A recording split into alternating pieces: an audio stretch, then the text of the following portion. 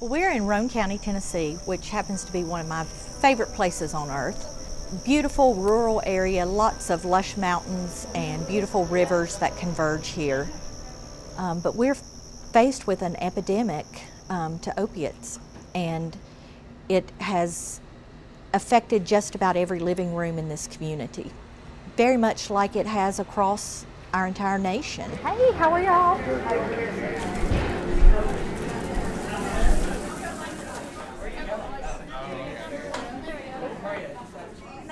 My sister is addict for years.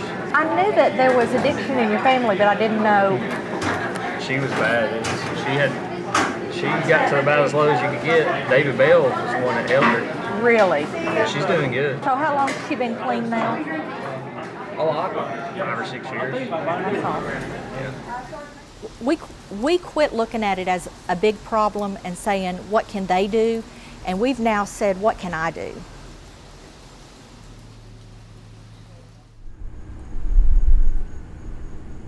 Dave, just hold it. Can you get on my shoulders then when I walk? That's a big negative. We can move this table over. You don't want to run into Jeff? Today is graduation day, and it's a very exciting day here because we, in January of 2016, started the first recovery court. We're now a year and a half into the program, and one of the participants who started with us on day one will be graduating tonight. They've been killing us. We've been working 7 days straight back there where I'm at. I'm gonna try to get on the weekend crew because they only work 36 hours but get paid for 40. So, heck yeah. We'll see you in a little while. You go over here and sit by Mama. He started using drugs early teens. I didn't know he was in drugs. I didn't know what to look for. I didn't know anything about drugs. But as he got older and he was away from home more, so he was so bad in the drugs that we didn't talk. I didn't see him for years. You know, only time I'd hear from him is when he would call me and say, "I'm in jail, can you bail me out?" Tell her. Despicable. You tell her. Despicable. Despicable Me 3. I had never seen him in handcuffs and chains and that until he was in recovery court and had to be brought over from the jail one morning. And it just broke my heart. And I thought, this is what he's been going through all these years. You know, and I am really proud of him. Drug overdoses are still the leading cause of accidental death in our nation and in our state. If we can save one life, we're a success, but I hope we're going to save more than that. If we can keep one person out of jail, then we're a success. If we can unify one family and keep these children there, we're doing good there too then. So those are our goals. But we're here for Ernie because you did it. We didn't do it for you. You did it. You deserve the applause. When he would come to see me, he'd take checks off my checkbook, take my bank card, you know, whatever. And I wouldn't know it until I didn't have any money. But now it's not a problem. I don't have to hide anything from him. So it's like being with a normal person again. And I'm very proud of Ernie. He hasn't had a driver's license in almost 8 years. He was able to attain his driver's license. I remember the first day he pulled up at the treatment facility, driving, and it's just like, that's just almost like a motherly feeling, just having that sense of pride, seeing someone work so hard for a goal, being able to obtain that. And I'm just so proud of you, Ernie. I can't say that enough. Thank you.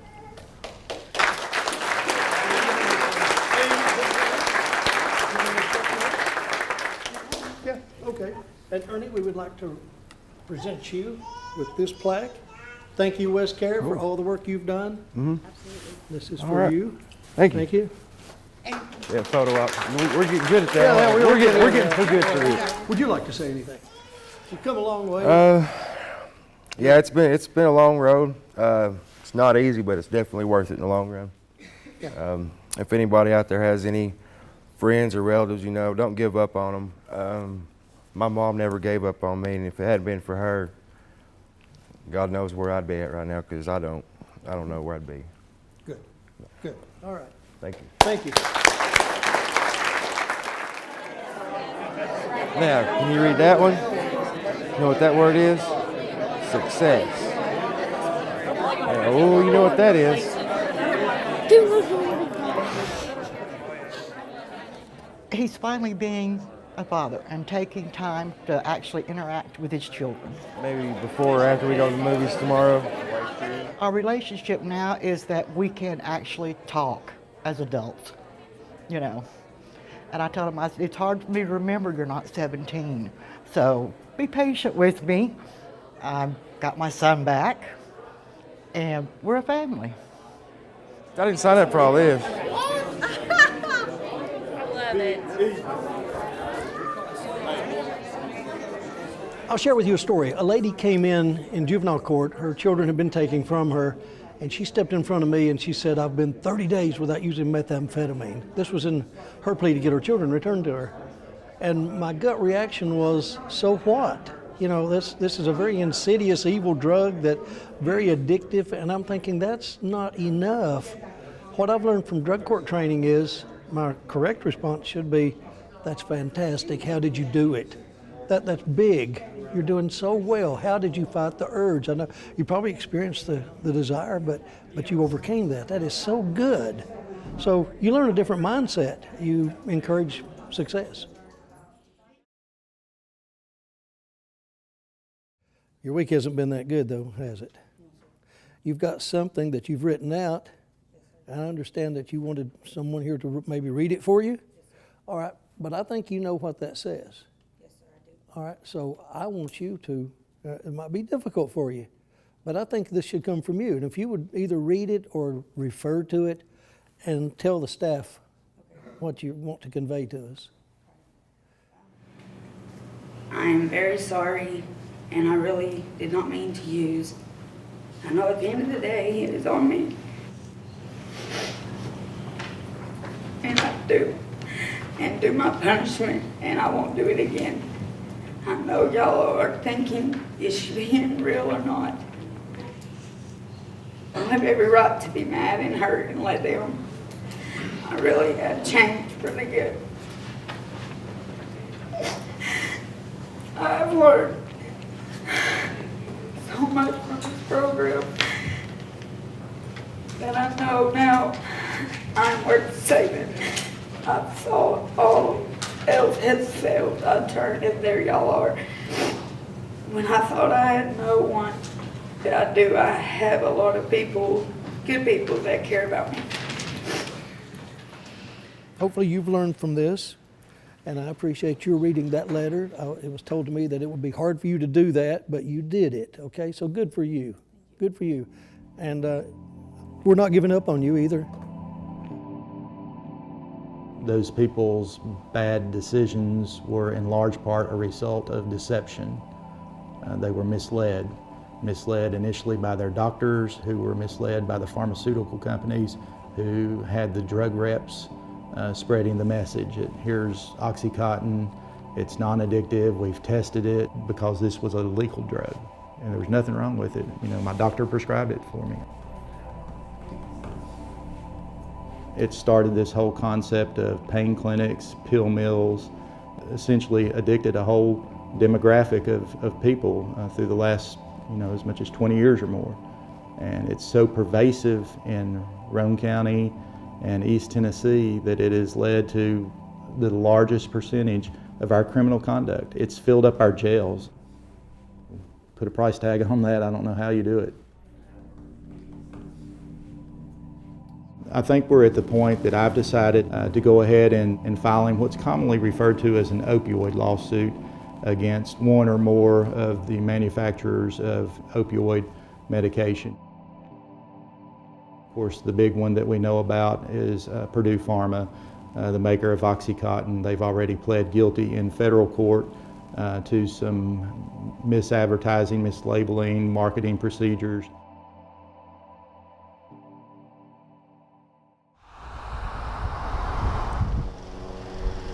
The Appalachian region is known for hard-working people. Prescription drug manufacturers, in my opinion, targeted this area because hard-working people have aches and pains. Our community's having to learn that sometimes what the doctor's telling me is not what is the best option for me and my health.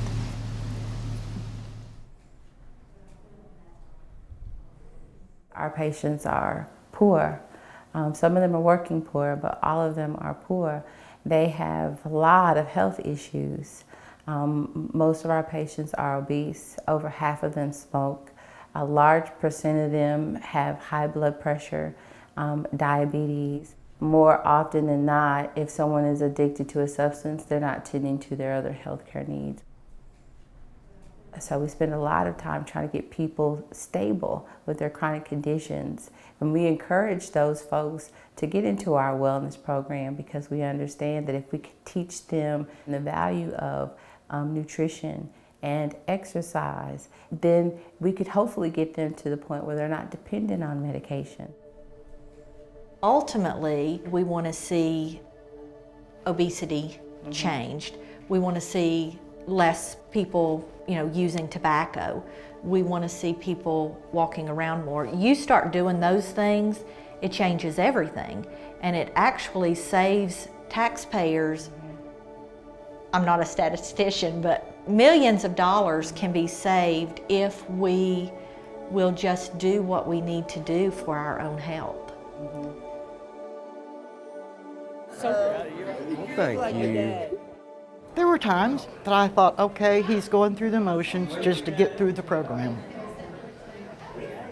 But I've seen the proof that he really has worked it and is working hard.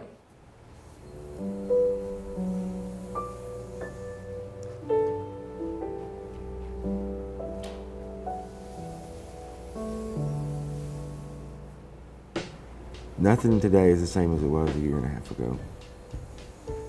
I care more. I try to take more pride in things I do now. I have goals that I have to achieve now instead of just waking up and just being like, okay, it's another day. There's something in that day that I have to accomplish. You gotta be conscious, aware of everything all the time, your surroundings, your people, conversations. Just little things can bring out an old habit.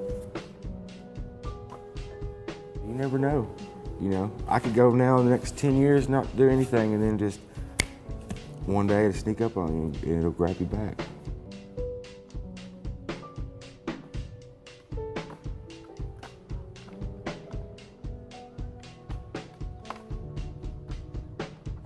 Part of me being able to stay clean and do the next right thing is just me being involved with others and trying to help show up, open the doors up, and give everybody a chance to come in and talk about what's going on. When you help others, good things come back to you.